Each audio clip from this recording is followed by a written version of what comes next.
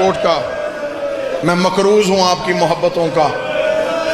आपकी मोहब्बत में बढ़ गया जिसने पूरी कायनात को बोलना सिखाया था, उसकी मां बाजार में चादर मांग रही थी।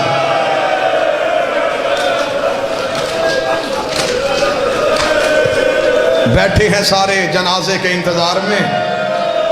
मैं मुसैब पढ़ने से पहले अपने वक्त के बादशाह से माफी मांगूंगा, मौला मुझ नौकर को माफ करना, मैं तेरे जद के फजाइल पढ़ने में इतना मगन था, मौला जनाजे में देर हो गई। आज के जनाजे में देर इसलिए भी नहीं करनी चाहिए थी कि इस जनाजे को कांधा देने के लिए वो आया है जो 14 साल का थका हुआ है, जिसकी कड़ियां भी नहीं खुली थी, जिसके जेवर भी नहीं उतरे थे। वो आज जनाजे को कांधा दे के रो के कहेगा, मेरा तो किसी ने नहीं उठाया और मैं अपने बापे का जनाजा उठा रहा। जितने मात में बैठे हो, कोशिश करूंगा शहादत के 2-4 जुमले पढ़ सकूं। गुर्बत में इसकी अपनी मिसाल। ये जितने मात में बैठे हो ना, मैं वल्लभ हुसैन अशरा होता तो मैं इमाम सादिक पे पढ़ता। अज़ादारी तरीका ही इस मौला ने सिखाया। ये जो हम मातम करते हैं ना, ये जो हम रोते हैं, इसकी तहजीब भी हमें इस बादशाह ने सिखाई है। अज़ादारी के तरीके इस मौला ने सिखाए। उसकी पहली निशानी बताऊं, मदीने के लोग कहते हैं हम मुहर्रम का चांद आसमान पे नहीं देखते थे। वो कहते जाफर सादक के घर से रोने की इतनी आवाजें आती, हमें पता चल जाता कि मुहर्रम का चांद तलू हो गया है। ओ इमाम बारगाहों में, गलियों में, चौराहों में रोने वालों, तुम रोते हो थोड़ी देर के लिए, बैठ के रोते हो।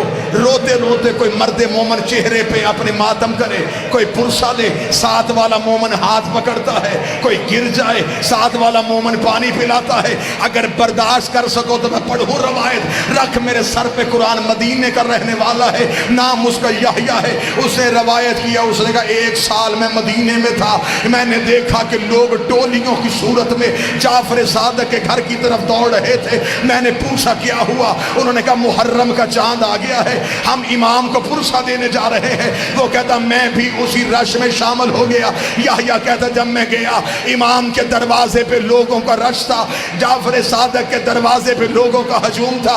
याह्या कहता मैंने भी अपना गिरेबान खोला, मैं भी इमाम के दरवाजे पे खड़ा हो गया। याह्या कहता मैं अपने पंजों पे खड़ा होके मैंने देखा कि कोई शख्स जमीन पे लेट के रो रहा है। वो कहता मैंने एक बंदे से पूछा ये कौन है, उसने मुंह पे पीट के कहा ये हमारा इमाम है, नाम जिसका जाफर सादक है। वो कहता मैंने हालत देखी, बतूल का बेटा कभी दाएं करवटें लेता, कभी बाएं करवटें लेता। वो कहता मैं रोता रोता करीब गया, मैंने कदमों पे हाथ रख के कहा ओ कायनात को सब्र सिखाने वाले, तेरी ये हालत क्यों हो गई है। इमाम ने उंगली का इशारा करके कहा वो चांद तलू हो गया जिसने मेरी माओ को जख्मी कर दिया, जिसने मेरी माओ की रिदाएं छीन ली। 2 मिनट में इशारा करूं तो तबूत ला। सारा साल इस इमाम के दुख नहीं पड़े जाते। जहां इतना बैठे हो, साथ या 8 मिनट इस मौला के दर्द सुनना। कब्र मुबारक कहां? बकिया में। आज भी मां के पहलू में है। वहां एक मां, 4 बेटे, 5 की गुर्बत ही अलहदा। हुसैन की लाश 3 दिन बगैर कफन के पड़ी रही। आज करबला जा देखो, हुसैन के रोजे, हुसैन का सहन, हुसैन का महल बना हुआ है, गाजी के बाजू कलम हुए गाजी का रोजा है। अल्लाह जाने कितने दुखी किया है इन इमामों को। आज भी धूप की चादर है, आज भी कब्र पे चिराग कोई नहीं।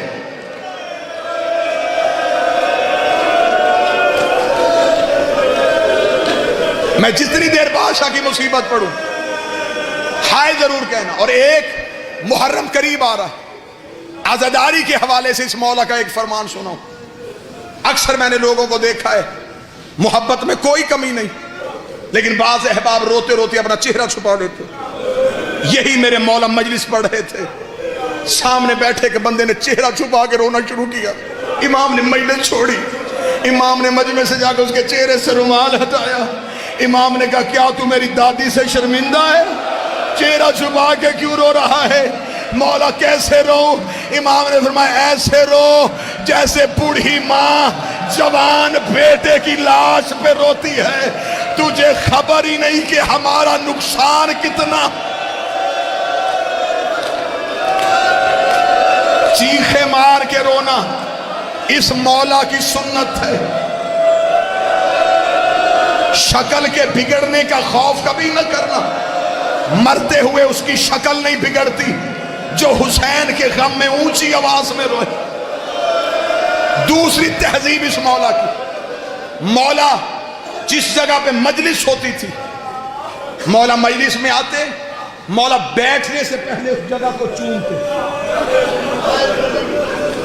मौला ने कहा, अगर दुनिया को पता चल जाए हुसैन के रोने वाली जगह की मंजिलत क्या है, इमाम फरमाते लोग अपने घरों में जाना छोड़ दें। इमाम फरमाते यहां फरिश्ते अपने पर मस करते हैं, इतनी मुतबर्रक है हुसैन के रोने की जगह। बस अज़ादारो, पहली गुर्बत पढ़ने लगा हूं इस बादशाह की। 3 बार उम्मत ने ज़हरा के घर को आग लगाई। पहली बार जब सैयदा बेटियों के साथ मदीने थी, इन्होंने इमाम के घर को आग लगा दी। 8 शवाल यौम नहदा में जंतुल बकी भी गुजरा है। मैं बतूल की गुर्बत पे एक जुमला पढ़ देता हूँ, रख मेरे सर पे कुरान। इन्होंने सिर्फ दरवाजा नहीं गिराया था, इन्होंने बतूल की हवेली गिरा दी थी। मैंने अपने कानों से एक अजीम आलिम दीन से रवायत सुनी है, उसने कहा इससे भी ज्यादा गरीब होगा अली कि मुसलमानों ने अली के घर की दीवार गिरा दी। कई दिन अली ने कपड़ा लगा के बेटियों के पर्दे का बंदोबस्त किया। रो रो के गली में खड़ा होके कहता था, इस गली से ना गुजरना, मेरी बेटियां बैठी। दूसरी बार उम्मत ने आग लगाई करबला के जंगल में, बतूल की बेटियों के खेमे में। तीसरी बार आग कब लगी? जब जाफर सादक अपने घर में औलाद के साथ रह रहे थे।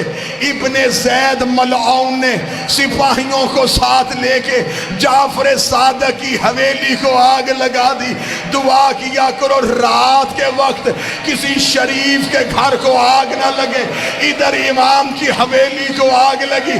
इमाम की 3 बेटियां तड़प के उठी, वहां गई जहां तेरा 7वां इमाम था।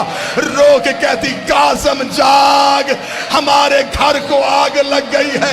इमाम ने अपने सर से अमामा उतारा, इमाम ने कपड़े से आग को बुझाना शुरू किया। इमाम के अमामे को आग लगी। मूसा काज़म की छोटी बहन ने इमाम के कुर्ते पे हाथ डाला। रो के दी, काज़म तेरे अमामे को आग लग गई है। काज़म ने बहन को सीने से लगाया। रो के कहते हो, कुर्बान जाऊं, तुझे भाई का जलता हुआ अमामा बर्दाश्त नहीं हुआ।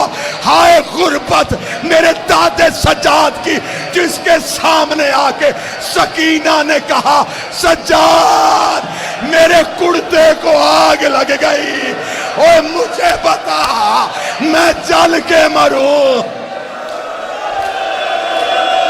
बर्दाश्त करोगे? ले आओ जनाजा गरीब का, या कोई मातमी मर जाएगा। जाफर सादक का जनाजा, बतूल के बेटे का जनाजा, बगदाद के कैदी के गरीब बाप